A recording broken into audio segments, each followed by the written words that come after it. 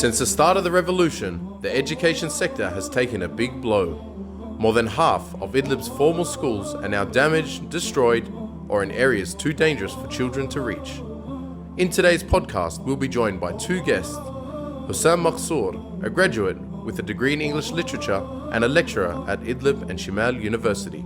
Our second guest, Abdurahman al-Khateeb, is also an English lecturer and was a founding member of the Idlib Institute for Preparing Teachers.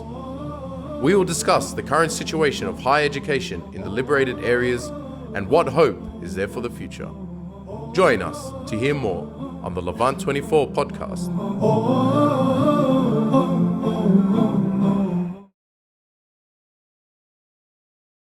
Assalamu alaikum, to your brother Khalid, once again from Idlib, Syria. In today's podcast, we have two esteemed guests, my brother Husam Maksour and Abdurahman al-Khateeb. Assalamu alaikum wa rahmatullahi wa barakatuh. Wa alaikum salam, brother.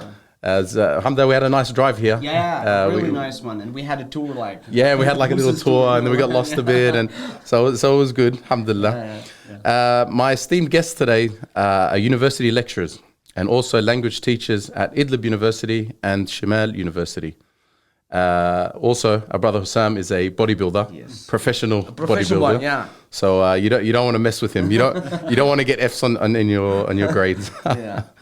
I was hoping today, inshallah, we could speak about a few topics, mainly about the situation, the education sector in the liberated areas, Idlib and northern Aleppo, and maybe we can discuss, what the current reality is, maybe a comparison to how things were before the revolution.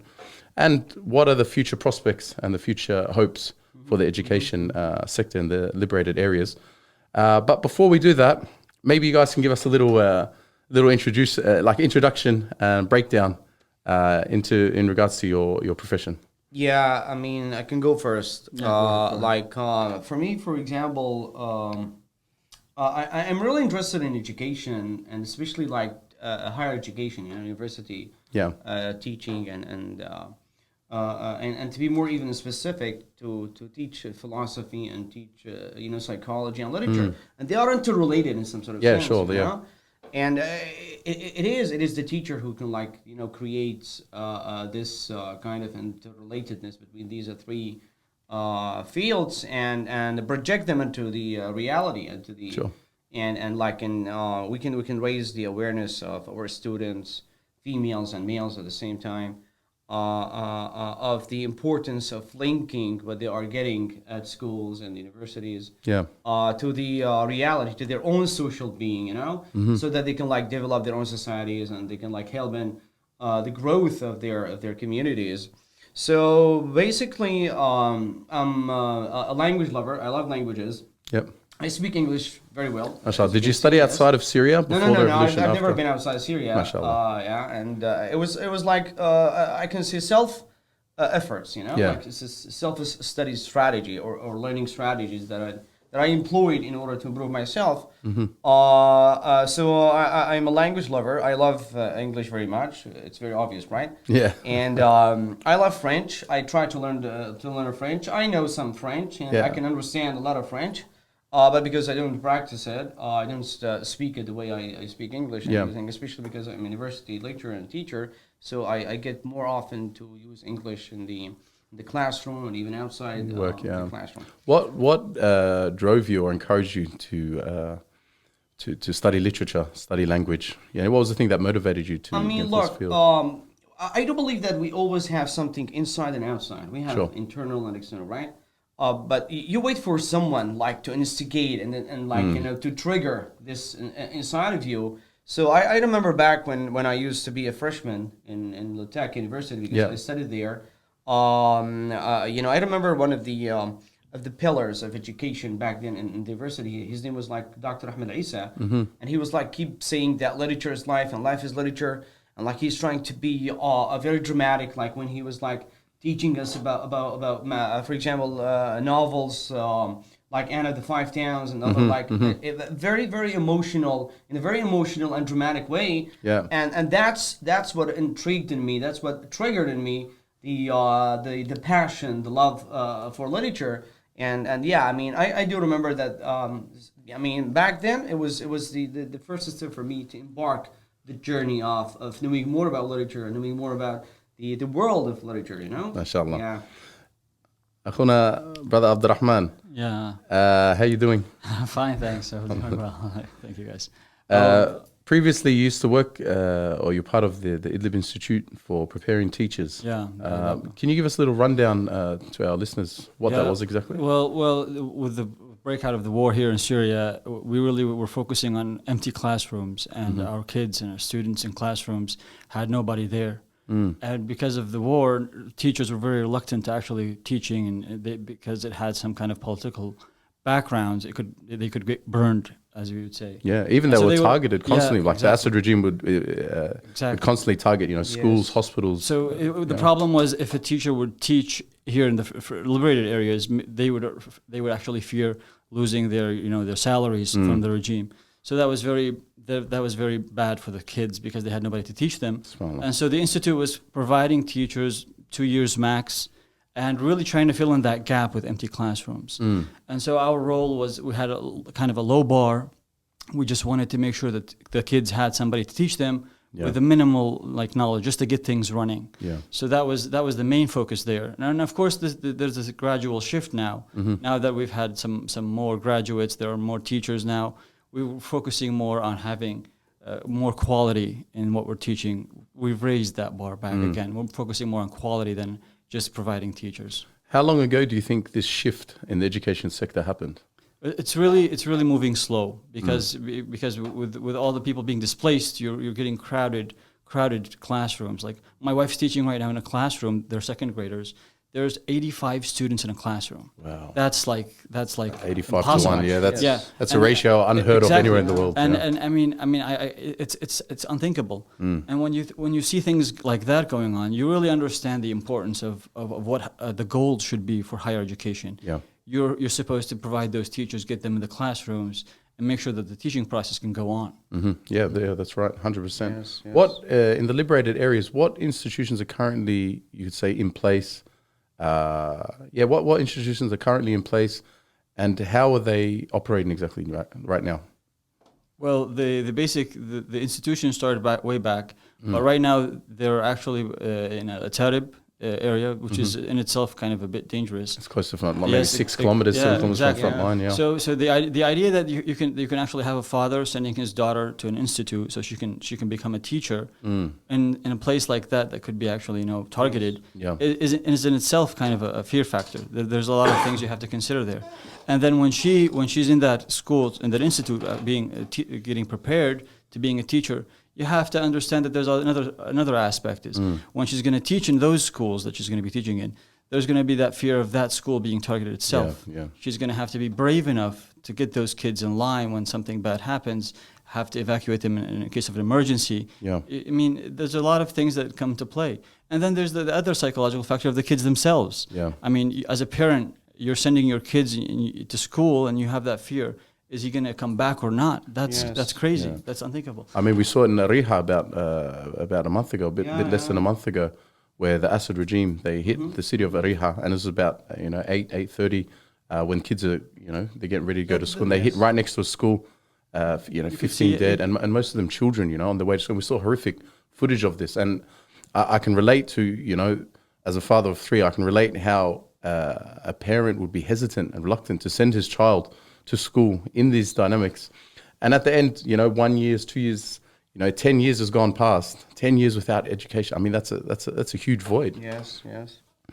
So basically, the association between going to school and getting killed, I mean, it's unthinkable, and let alone, for example, the funding and the financial sector, the financial aspect of this process or the bigger picture.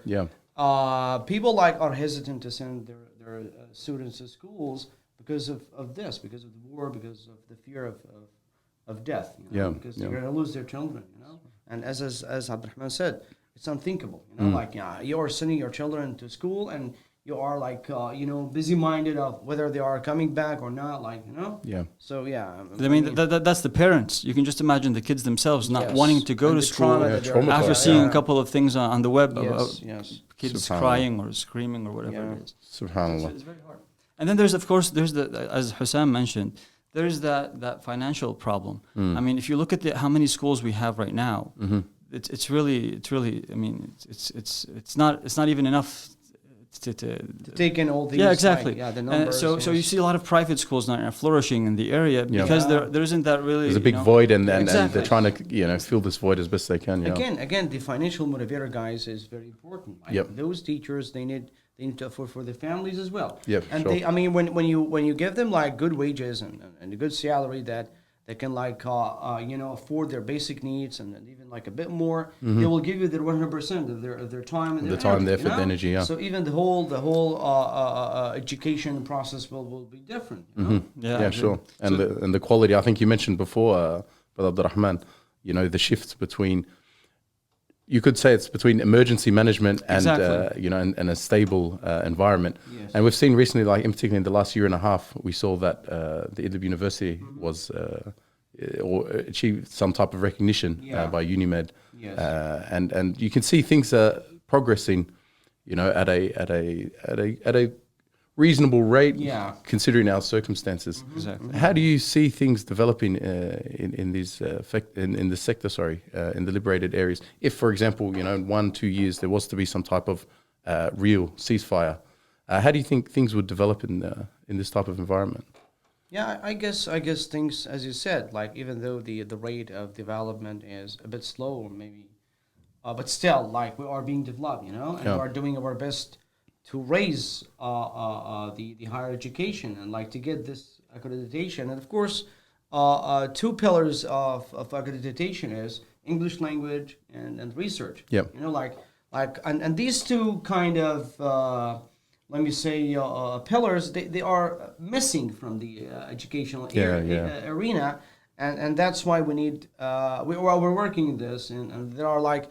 There is a newly established department that is called the quality management, which is specialized for communicating with international institutions and educational bodies outside, to find some sort of collaboration, to get accreditation for the university, and to work on like the syllabus and the curriculum in order to try to like let me say like raising the building the capacity of the staff, of the staff members, and to make them like better educators and using English language in their classroom. Not only like I'm not talking about major students here or like major departments like English language and whether which also like has some problems, when it comes to qualified educators or qualified lecturers and teachers, which we really need, which we really need and lack. Sure. But still, we're getting to there. We're getting to there. Yeah, and I noticed that especially in particular with students from Idlib and Aleppo are receiving scholarships, and going to Turkey and going outside abroad to continue their studies to develop themselves. With the hope of them returning back to their homes and contributing to society. Yes, 100%, yes. And I think there's a very important point to note is that although there's a big void and there's a big gap, there's a lot of hardships, like you mentioned, skills, security, finance, security being a major one. There is a big will and a big drive, for the Syrian people and teachers who have this passion to come back and to support and contribute to this field. I was going to suggest something. Maybe, obviously, seeing that you mix with lots of different teachers and students, maybe each one of you can share with us a story, a beneficial story that you guys experienced, maybe from yourselves or from your colleagues or your students. Yes. I can like relate, generally speaking, to the way I teach and like to the way students and learners like they look at me and they look up to me and they like I'm a big motivator for them. And I see myself as being a motivator, not a teacher. Because we need to foster self-study learning, because the real teaching and the real education starts outside the classroom, and so we need to foster these these learning strategies and to make students believe in themselves. And that's why, for example, we talked about like the article that I wrote concerning the abstract. We read. Like we need the philosophy of John Dewey and existentialism, to be implemented in our curriculum, and to teach our students how to be autonomous, to depend on themselves in the learning process, and thus become researchers, you know, and thus become language learners and teachers. There are many students whom I taught in the past. They're now great teachers, and they just need some sort of motivation. They need someone to believe in them, you know. Because we treat them, the educational system treats them as being empty vessels. Like you're here to be filled with the distribution, with the knowledge of the distributor of the knowledge, who is the only man in the classroom, was the teacher. But we need this. We need to take into consideration the prior knowledge of the learner and his background and his personal experiences and his emotions. Sure. And trust me, like when we do this, we're going to make a big difference. And a teacher is a mentor as well. And especially in a war zone, you have families that are broken up. It's common to see in one household, people displaced outside to Europe, Turkey, internally displaced in Syria. And university and learning, it's not just a place of, like you mentioned, obtaining knowledge and leaving. No, it's also a type of therapy as well for really students. Because as you just said, teachers are not only teachers, but they are also psychologists. They are also counselors. They are also social workers. And they need to continue the process of education outside the classroom, and this is more important from my perspective. Like, I don't really care about the classroom if there's no change. If I for example, I'm teaching you this and you don't know what's the purpose of, especially like I can relate to my own major, which is like literature. Like students, they are being taught Shakespeare, Christopher Marlowe, for example, Ben Jonson, whatever, Nietzsche, whatever. So, but like, what's the point? Am I going to get money? What's the life lesson at the end of it? What's the moral? What's the moral message behind it? So we need to be more aware of these factors, so that like we can help our students to be autonomous and independent. Yes. Can you share with us a story, maybe a story of one of your students that you could say inspired you, or a story that you believe that the outside listeners should hear? I recall a touching story about one of the students. She was about 40 years old, a mother of 3. And she was studying going back to school, to college to study once again. And it was very touching to see how passionate she was about gaining knowledge, participating in schools, being part of this new kind of strive to teach and educate our children in the region. So that was very, very touching. And when you imagine that she was leaving her kids, leaving her house chores to go to school, put that extra effort, that extra time, and then there's nothing really to come back. She's not going to get paid much. But she had that passion, that will, that strive to do so. And all this is going on when, sometimes we just stop the lesson in class, right? And look out the window and we can see the shelling going on in that village that we were in or whatever. And that would be very, very touching, seeing those people leave their children at home, the town's being shelled, and they're going to learn. They're going to go back to those schools. They're going to build this area again. There's a lot of will there. And I think this is what Assad and his regime exactly. They try to target this. They want to destroy the will, the motivation of the people. And subhanAllah, like this beautiful example and the story that you shared with us, it just shows. A 40-year-old woman, 3 kids, living in a war zone, and she's still, she's making the effort to go and study and exactly. If you ask anyone teaching right now in any college, any department, you'll see that there are a lot of adult students, overage students, maybe in their 30s, their 40s, going back to college and trying to make that effort here in the liberated areas, trying to be more part of that part of the society, the educated society. What do you think the ratios of male to female students in higher institutions in liberated areas? It differs from department to department, actually. But there's a lot of female students. Especially when it comes to pharmacy institutes, teachers. A lot of teachers. They are even outnumbered. They outnumber male students when it comes to English. The English department is usually way more female students. The Arabic department as well. And let me back you up here on this point, which is when it comes to even like the work environment. Now we're getting more females. Getting into like many different jobs, have even managers as females, pharmacists, doctors, Medicine, different jobs and different careers. Yes. Yeah. Brother Husam, you mentioned earlier some of the, you could say, hardships or obstacles that you guys face in the higher education sector. You mentioned things like, obviously, security is one of them. Security is it's a bit out of our hands, you could say. But you had other things like, it's a general, exactly, yeah. But you have things like, skilled workers, finance.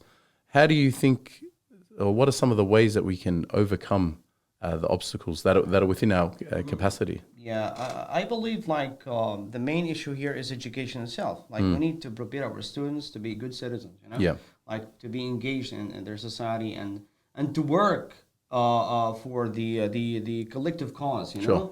And once we believe in this objectivity, once we get out of the compartment of the self, I believe we can overcome these obstacles. The financial one, 100%, we can overcome it since we have something outside the self.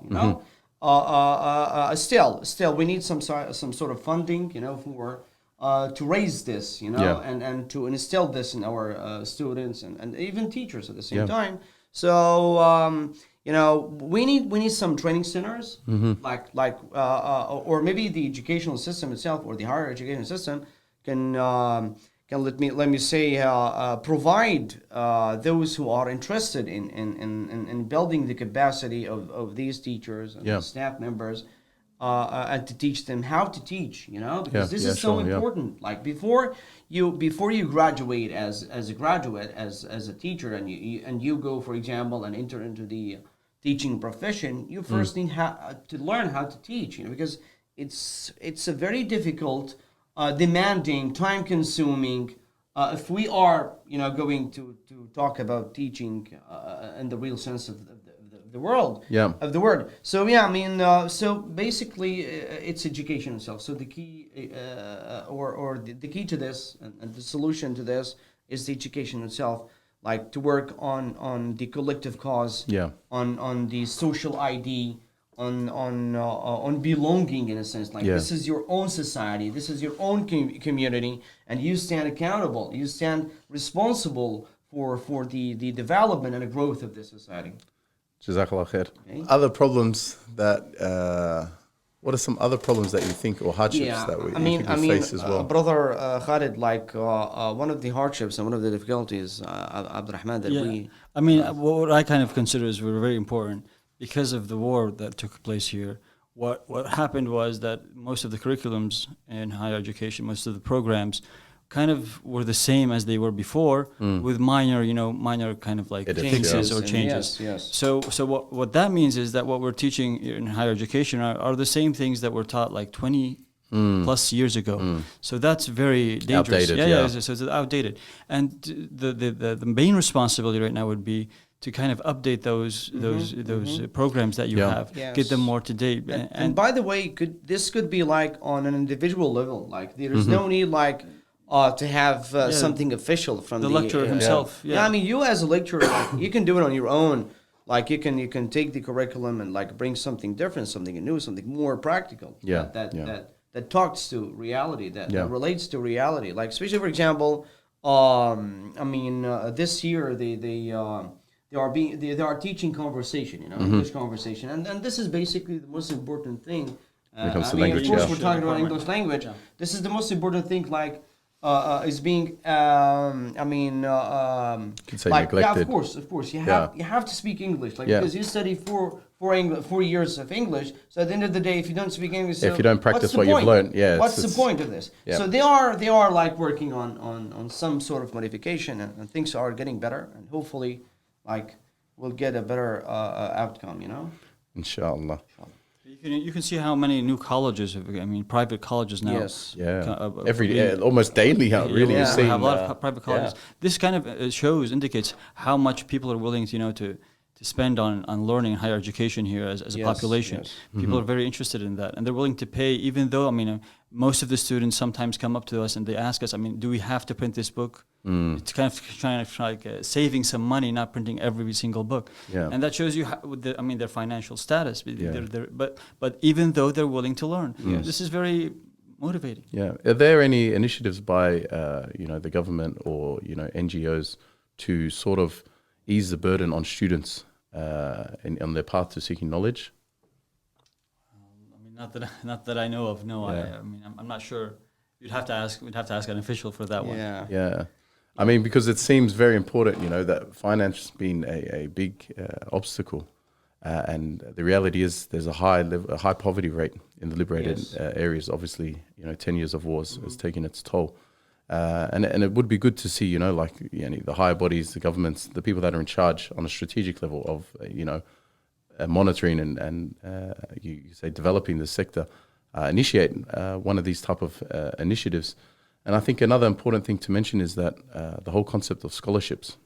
But most of the NGOs really focus on elementary level kind of teaching. Yeah. That's really where they feel that's really what they do. That's really what they do, yeah. Especially since higher education is linked to the government in a sense, and that's why they are not really interested in working with an educational body that works with terrorists.